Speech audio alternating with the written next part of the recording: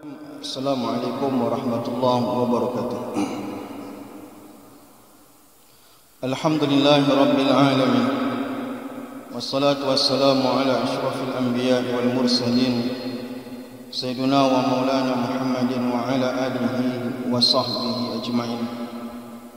Rabbi syrah lana sudurana wa yassir lana umurana waghfir lana dzunubana amin ya rabbal alamin.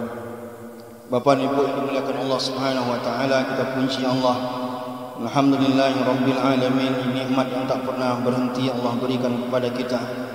Setidaknya sampai detik ini kita masih hidup, masih bisa bernapas, dan kita bersyukur hidup kita ini dihiasi oleh Allah dengan nikmat Islam, masih diberikan oleh Allah nikmat iman di dada kita, sehingga kita menjalani hidup ini sebagaimana dikehendaki oleh Allah Subhanahu wa taala.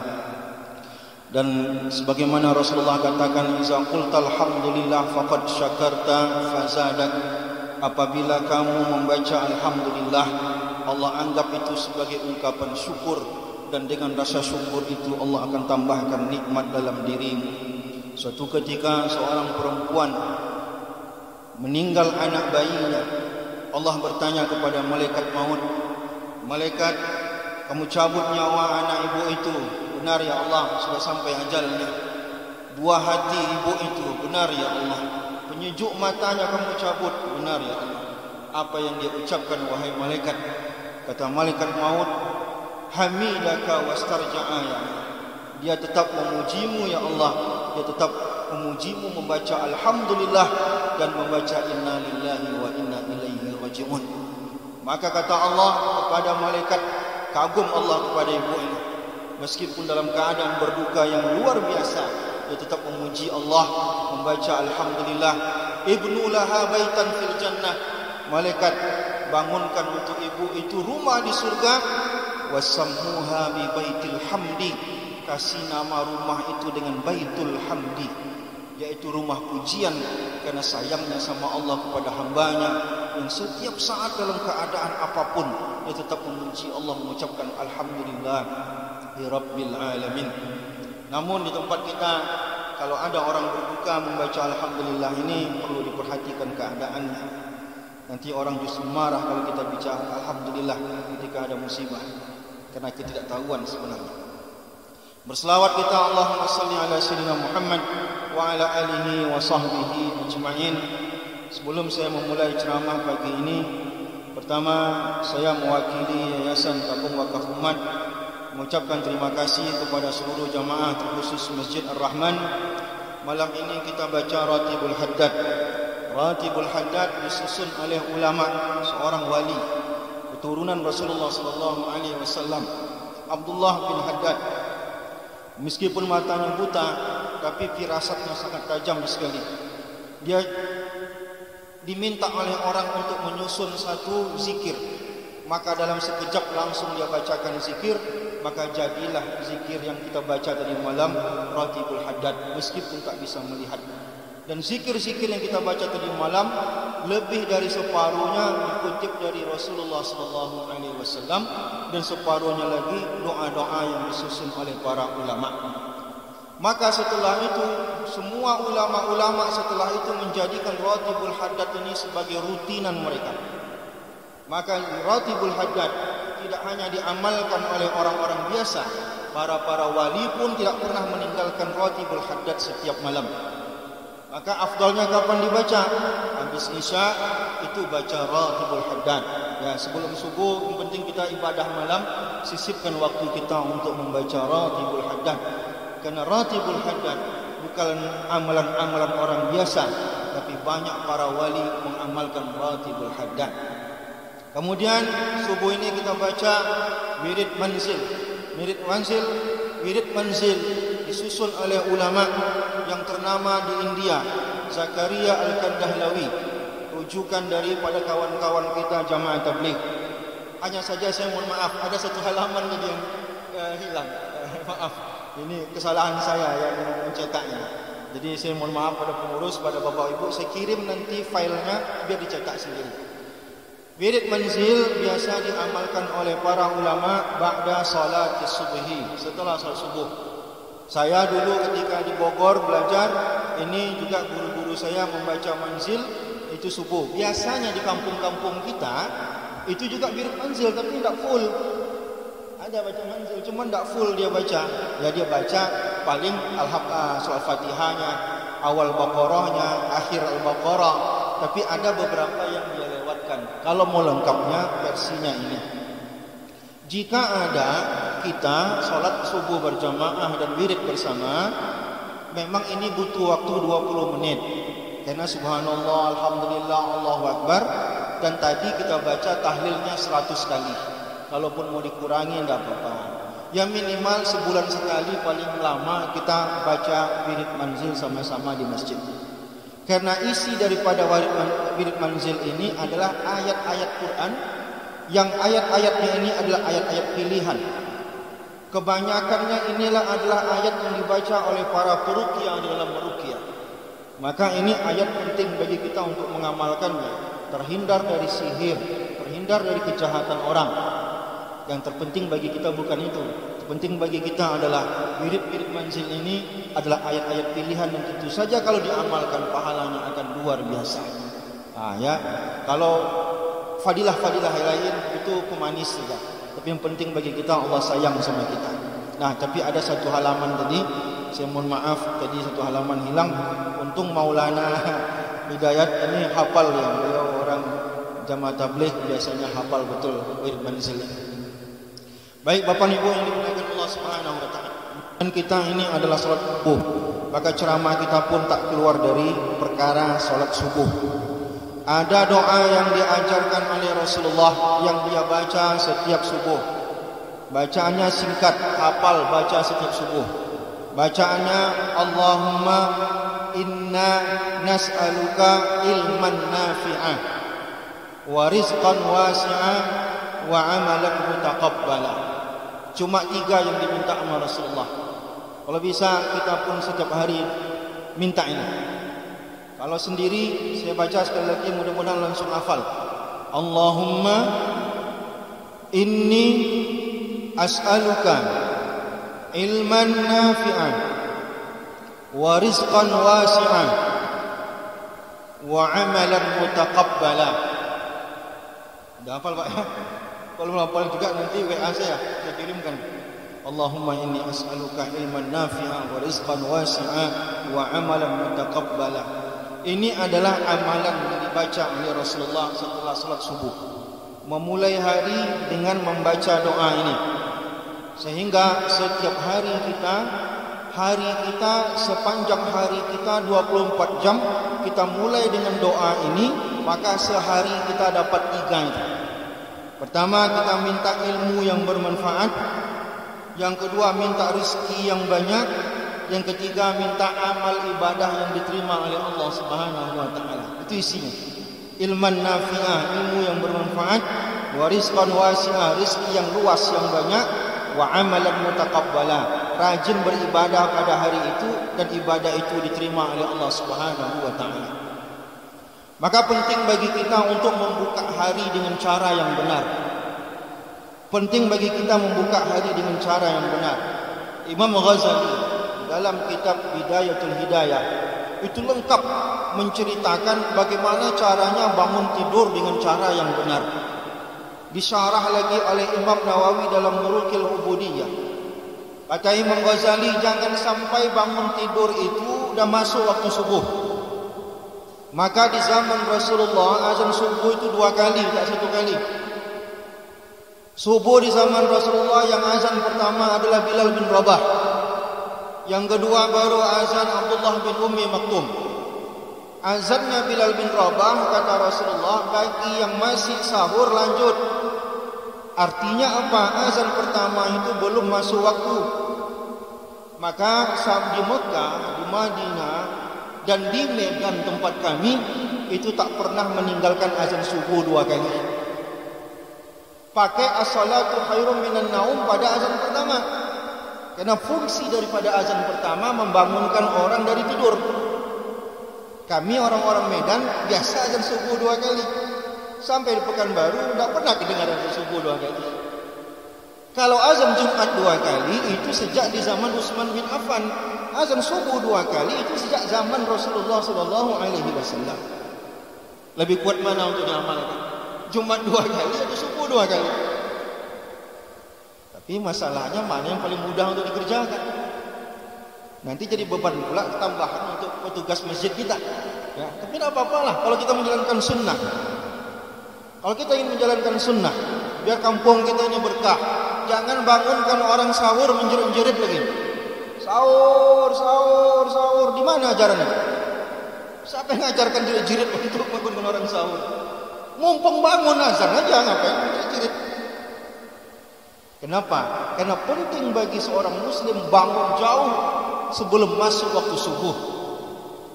Kenapa? Ada amalan-amalan yang tak boleh dilewatkan sebelum masuk subuh. Pertama, ya, bagi orang yang mau sahur, dia mau sahur. Bagi orang yang belum witir, dia mau witir sebelum masuk waktu subuh. Dan Allah Subhanahu wa taala menyuruh kita perbanyak beristighfar sebelum masuk waktu subuh. Wabil ashari hum yastaghfirun, kata Allah. Di waktu-waktu sahur mereka beristighfar kepada Allah Subhanahu wa taala. Kapan waktu sahur? Pokoknya sebelum masuk waktu subuh masih ada waktu kita istighfar sebanyak-banyaknya. Istighfar sebanyak-banyaknya. Maka dalam istighfar itu ada i'tiraf. Apa i'tiraf itu? I'tiraf itu adalah pengakuan dosa kita kepada Allah Subhanahu wa taala. Maka tadi Ustaz Ahmad Muflisin di dalam doanya yang terakhir dia tutup bagaimana dia beristighfar kepada Allah, mengajak kita beristighfar pakai bahasa Indonesia disertai dengan i'tiraf. Di mana letak i'tirafnya? Dari pikiran kita. Ya Allah, kepala ini ya Allah banyak sekali pikiran-pikiran terlintas kemaksiatan-kemaksiatan ya Allah. Astaghfirullahalazim. Turun ke bawah ke mata ini ya Allah, mata ini hari ini lihat perempuan lagi naik sepeda sempit kali celananya ya Allah. Astaghfirullahalazim. Turun lagi ke telinga-telinga hari ini ya Allah, mendengar hasutan-hasutan ya Allah. Astaghfirullahalazim. Dan itu diperintahkan. Maka doa yang diajarkan Ustaz Ahmad Muflisin tadi, itulah sebenarnya istighfar yang paling ampuh. Diawali dengan iktiraf. Kemana lagi? Turun ke mulut ya Allah. Mulut ini ada ngadu domba orang, ada menggunjing orang, ada memfitnah orang, ada mencarutin orang ya Allah, ada menyakiti perasaan orang ya Allah. Astaghfirullahalazim. Turunkan ke bawah ke hati kita, benci sama orang, dendam sama orang, ingin mukulin orang segala macam. Astaghfirullahalazim. Semua organ tubuh kita itu kita istighfarkan. Dan waktu yang paling terbaik bagi kita istighfar itu kapan? Sebelum masuk waktu subuh. Itu waktu yang paling terbaik kita minta ampun kepada Allah Subhanahu wa taala. Tapi kalau alarmnya azan subuh mana dapat itu? Makanya kalau alarm kita azan subuh 1 jam sebelum masuk waktu subuh diminta pengurus masjid untuk azan. Jangan pengurusnya, yang bertugas lah begitu. Sepakatilah. Pulang dari sini rapat kita. Bapak macam mana nih ceritanya nih? Masa kita tak jalankan sunnah yang paling tua sejak di zaman Rasulullah azan subuh 2 kali? Paling yang protes ustaz-ustaz kita yang tinggal di sini. Kan enggak apa-apa. Ganti-gantian bapak-bapak sini azan subuh 2 kali. Nah, maka Bapak Ibu yang dimuliakan Allah Subhanahu wa taala, maka rugi sekali bagi kita masuk waktu subuh itu kita masih tertidur. Kita butuh waktu masuk, kita butuh terbangun sebelum masuk waktu subuh. Kenapa? Karena ada azan subuh juga yang mau kita jawab. Ada azan subuh yang mau kita jawab yang pahalanya juga sangat luar biasa. Lalu kemudian kita dianjurkan untuk salat qabliyah di rumah. Kalau masih terlambat, tak mungkin kita sempat qabliyah di rumah. Maka kalau seandainya tidak bisa azan subuh 2 kali, maka rentang waktu antara azan dan iqamah itu dilamakan. Subuh khususnya. Mekah Madinah itu mau 40 menit iqamah itu daripada azan dan iqamah. Banyak yang mau mandi wajib lagi di rumah, banyak yang mau berak lagi, banyak yang mau ke WC lagi. Kasihan dia. Gara-gara terlalu cepat qomat, tidak sempat dia mendapatkan keutamaan itu. Biar lama. Ya, biar lama. Kalau di India itu agak terang hari baru qomat. Kalau mazhab Hanafi ya, kita kena tidak mazhab Hanafi, ya jangan sampai terang lah. Ya 20 menit, 30 menit supaya tidak ada satu pun jamaah punya alasan tak ke masjid salat subuh. Tidak ada satu pun jamaah, karena kalau seandainya jamaah di sini, masyarakat sini salat subuhnya di masjid, maka sudah dipastikan masyarakat di situ akan mendapatkan kemakmuran dari Allah Subhanahu wa taala. Kampungnya dijaga oleh Allah Subhanahu wa taala. Man shalla subha fi jama'atin fa huwa fi zimmatillah. Barang siapa yang salat subuh berjamaah, maka dia akan dalam naungan lindungan Allah Subhanahu wa taala.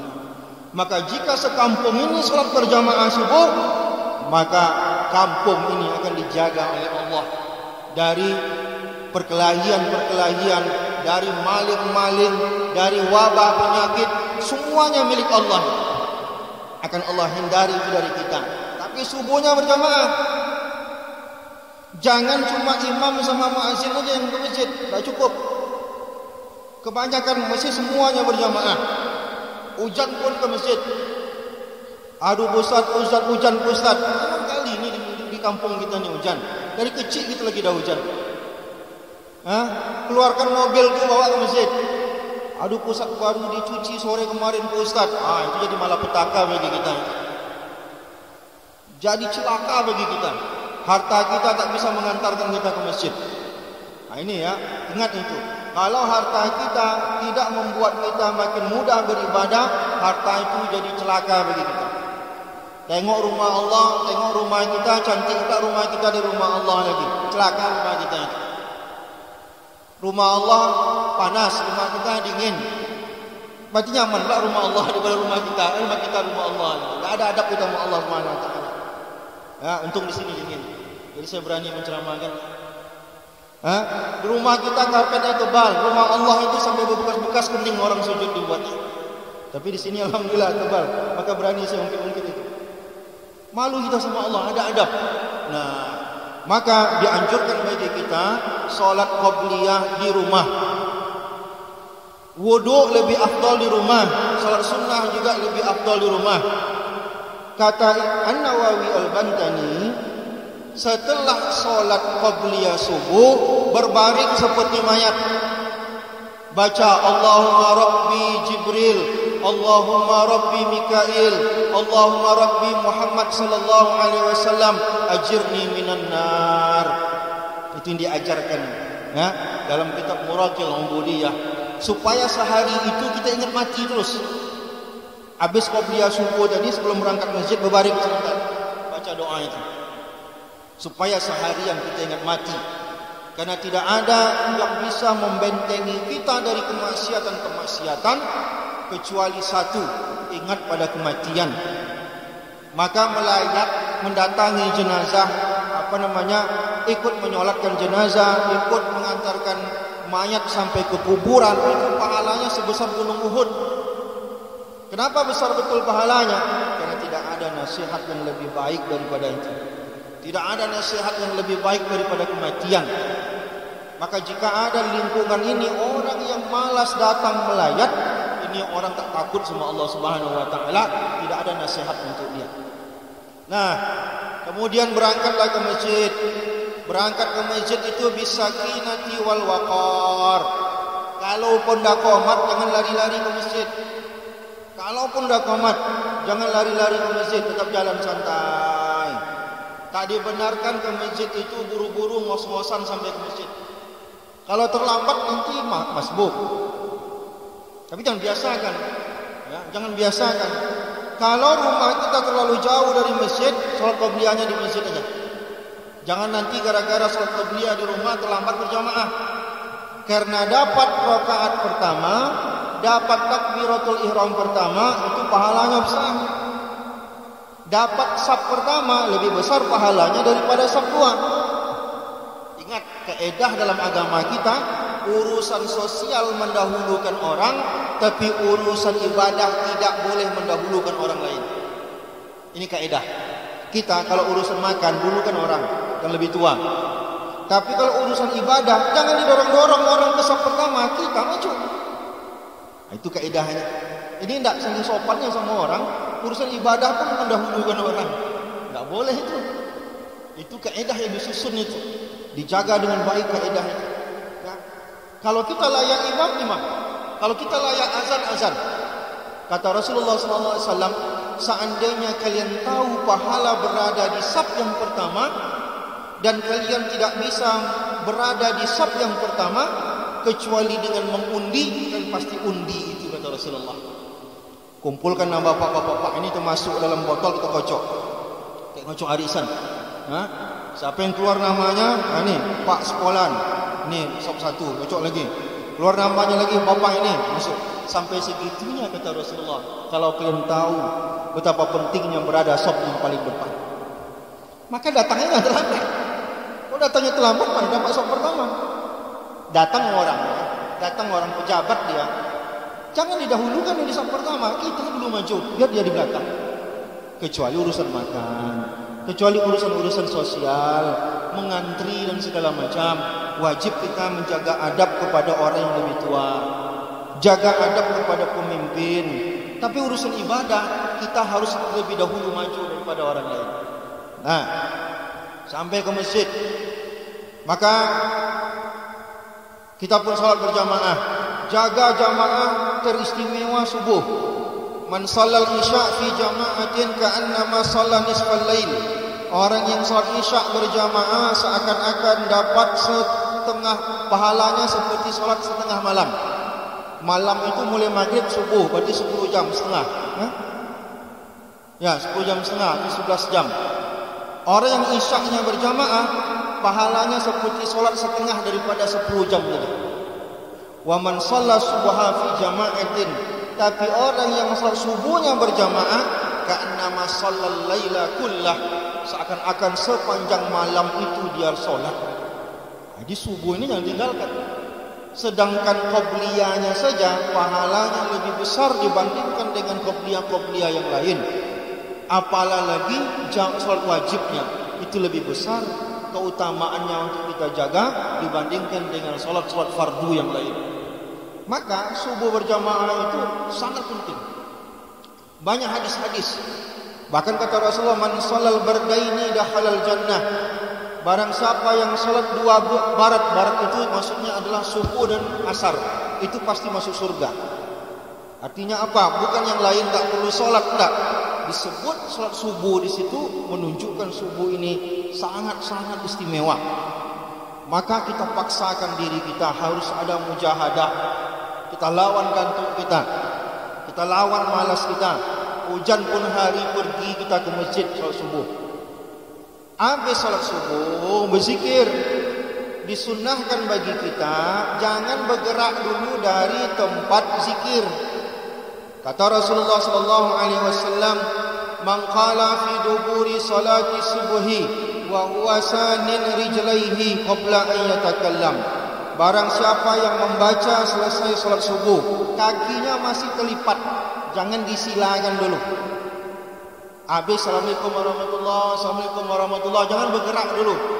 Kebiasaan kita kadang cari saf belakang. Ada pula yang bur langsung pergi. Nah, apa yang dibaca? La ilaha illallah wahdahu la syarikalah, lahul mulku wa lahul hamdu yuhyi wa yumitu wa huwa ala kulli syai'in qadir. Berapa kali? 10 kali baca. Biasanya 3 kali kan? Subuh ini baca 10 kali. Apa keistimewaannya? Pertama, kutiba lahu asyru hasanat, ditulis untuk dia 10 kali pahala, 10 kebaikan. Yang kedua, wa muhiya anhu asyra sayiat, dihapuskan 10 kesalahannya, dosanya 10 dihapuskan oleh Allah. Wa rufi'a lahu asyru darajat, Allah naikkan 10 derajat dia, tingkat level dia, dinaikkan oleh Allah derajatnya. Yang keempat, wa kana yaumu zalika fi hirsin min kulli makruh, hari itu dia dijaga oleh Allah dari hal-hal yang buruk bisa menimpa dia. Yang kelima, walam yanbaghi li dzambin an yudriku fi zalikal yaum illa syirku billah, dosa-dosa dia di hari itu diampunkan oleh Allah Subhanahu wa taala. 5 keistimewaan yang kita jaga itu. Maka sebelum wirid manzil dibaca, ada yang dibaca dulu. Sebelum wirid manzil dibaca, ada yang dibaca dulu. Kaki masih terlipat, astaghfirullahalazim sampai 3 kali. Astaghfirullahalazim, allazi la ilaha illa huwal hayyul qayyum wa atubu ilaihi. 3 kali. Kaki masih terlipat. Baca la ilaha illallah wahdahu la syarika lah, lahul mulku wa lahul hamdu yuhyi wa yumiitu wa huwa ala kulli syai'in qadir. 10 kali. Setelah itu baca Allahumma ajirni minan nar, Allahumma ajirni minan nar. 7 kali, baca 7 kali. Baru kaki. Jadi kalau mau bersila, baru baca wirid manzil. Jangan langsung manzil, enggak dapat keistimewaan tadi. Nah, justru para ulama itu bukan hanya subuh kakinya tak dia lepaskan dulu. Semua solat itu, kalau subuh kan istimewa, la ilaha illallah wahdahu la syarikalahnya 10 kali. Kalau zuhur biasa kita baca 3 kali, asar 3 kali. Selesai baca itu baru kakinya dibuka dari lipatannya.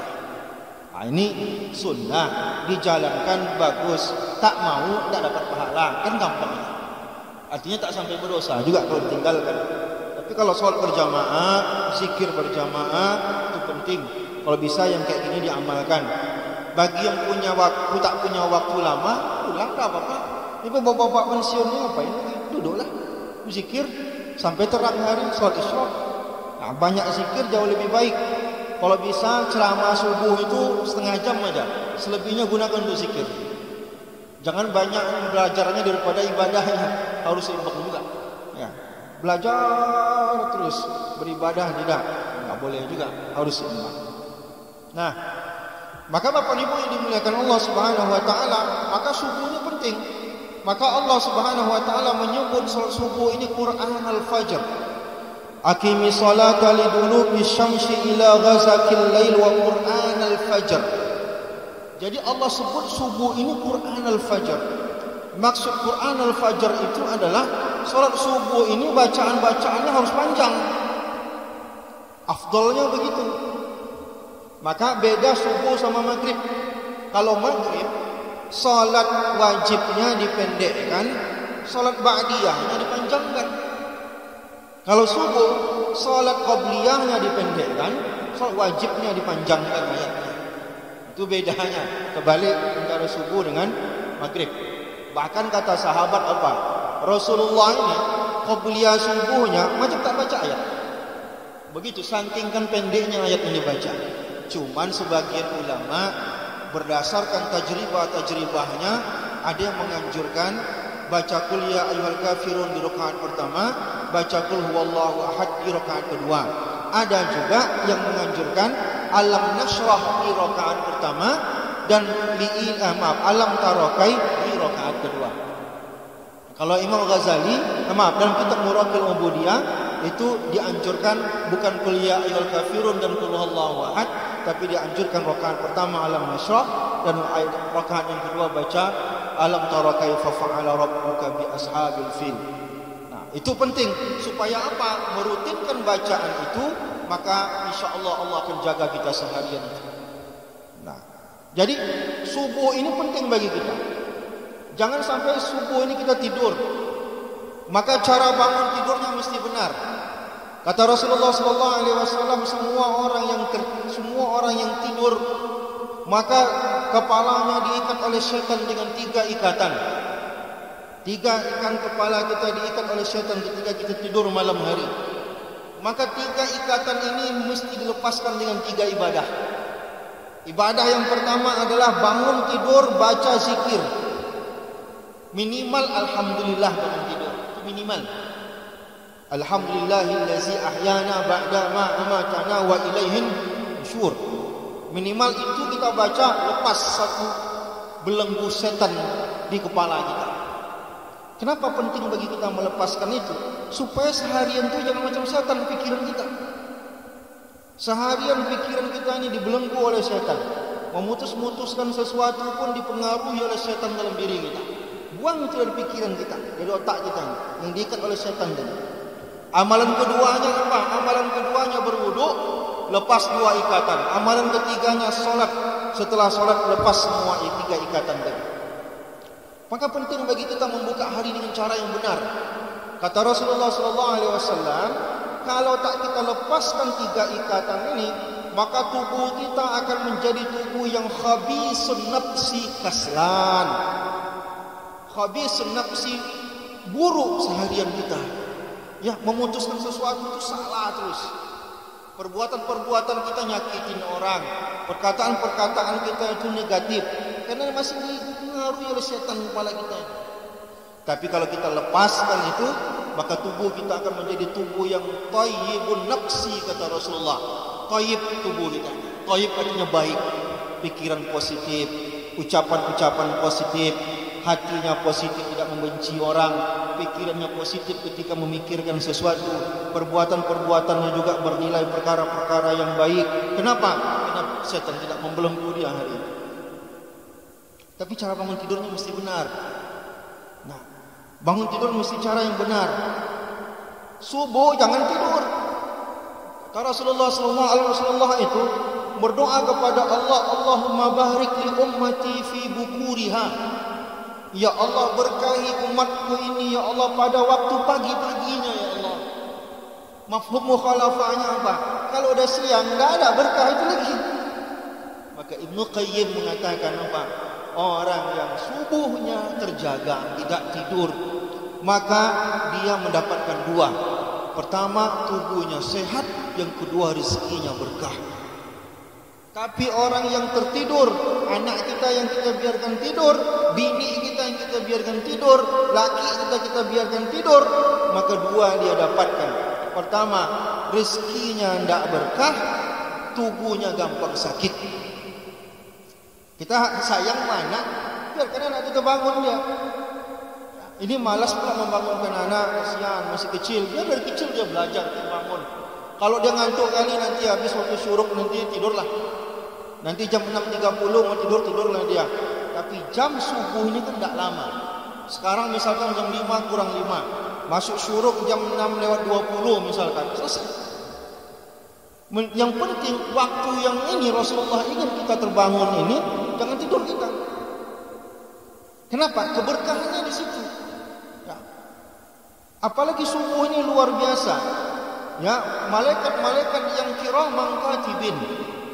Malaikat kiraman katibin adalah malaikat yang diutus oleh Allah Subhanahu wa taala untuk mendampingi kita kemana saja kita pergi. Ma yalfizu min qaulin illa ladaihi raqib atid. Raqib dan atid, raqib sebelah kanan kita, atid sebelah kiri kita. Kemana aja kita pergi diikuti sama dia. Itu ganti shiftnya, ya. Ganti shiftnya kapan? Ganti shiftnya subuh sekali, asar sekali. Ya ta'aqabuna fikum malaikatun bil laili wa malaikatun bin nahar. Ada malaikat malam, ada malaikat siang mendampingi kita.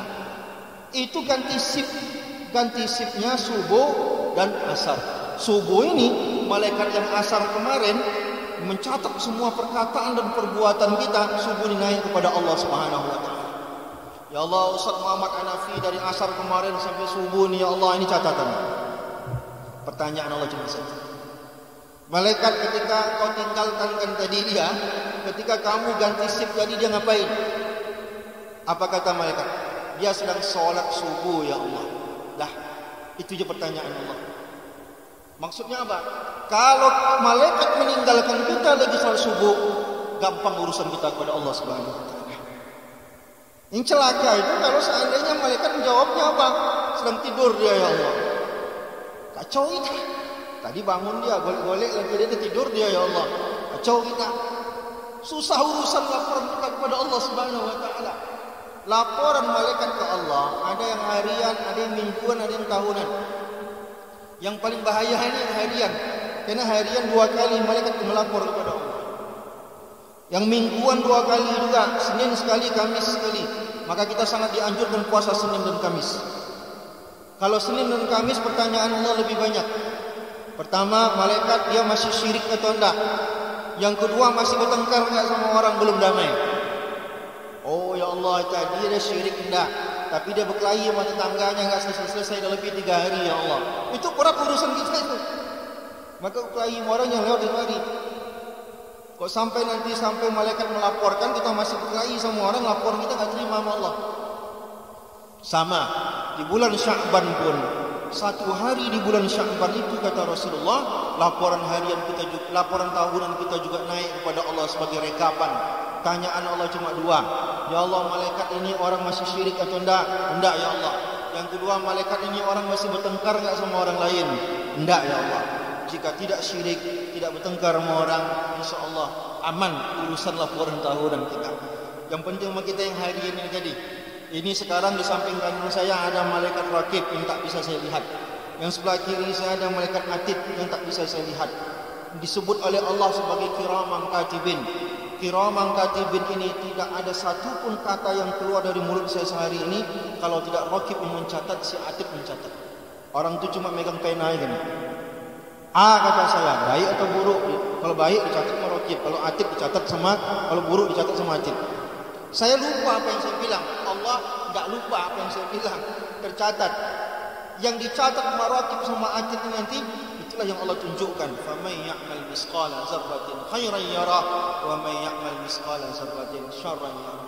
Kita aja lupa kita dengan dosa kita, tapi terekam oleh Allah Subhanahu wa taala. Saya cukup sebagai penutup kegiatan kita hari ini. Mudah-mudahan apa yang kami sampaikan ini sebagai penambah penyemangat bagi kita untuk menghidupkan kegiatan-kegiatan subuh, supaya masjid-masjid terutama Masjid Ar-Rahman luar biasa segini banyaknya jemaah subuhnya. Mudah-mudahan istiqamah ya, sepanjang tahun, sepanjang setiap harinya jemaahnya ramai seperti ini, dan itu insya-Allah dengan cara seperti itu orang-orang yang berada di kampung ini akan diberkahi oleh Allah Subhanahu wa taala. Terima kasih. Assalamualaikum warahmatullahi wabarakatuh.